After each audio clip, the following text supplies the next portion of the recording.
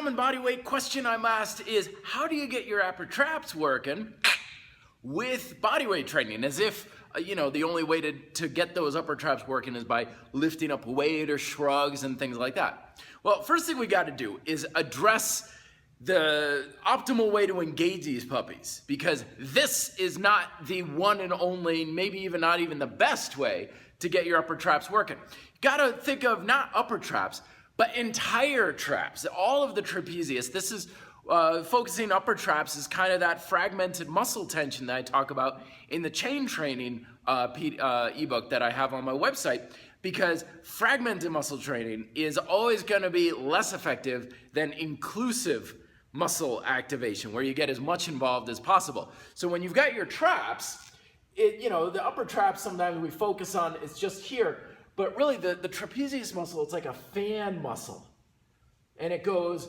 all the way. If this is your shoulder blade here, it's this big, huge fan muscle. It's going down and in and up, and it has all this activation on your traps for every kind of motion you have.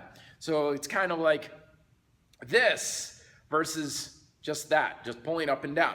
So if you want to get your upper traps involved, get the entire trap involved in every pulling exercise and back engagement activity you ever do. So it's not just one exercise or two exercises.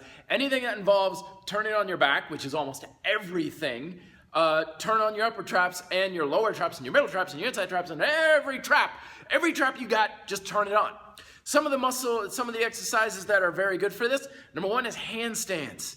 Anything handstand. The key to getting good handstands is total back engagement. When you use handstands, your balance and stability is coming largely from your back. So turn on your upper traps, your middle traps, your lower traps, your rhomboids, your shoulders, your rear deltoids, your triceps, your lats, your lower back, all of that on, but especially your trapezius muscle. The other thing too that's surprisingly effective is rear flies on suspension straps.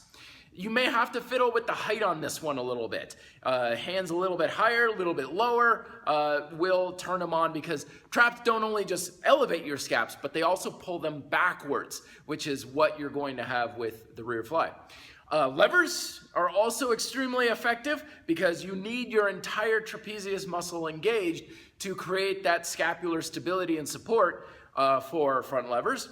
And then, of course, I always like this move that I don't know quite what I would call it. I guess it's like an inverted pull-up or something. But it's kind of like going from a lever to pushing your legs straight up. And that's kind of a little bit like a shrug, sort of like a weird deadlifting style motion. That can get your upper traps as well. So those are basic movements there. And don't forget, try and get them on with your pull-ups. Just because you're pulling down doesn't mean that your upper traps and your upper back shouldn't be engaged. Remember, pull-ups are largely also about pulling your elbows down and back, which should engage your upper back to a large degree. So hopefully that gives you a little bit of something to work with. Let me know if you have questions below. Be fit, live free.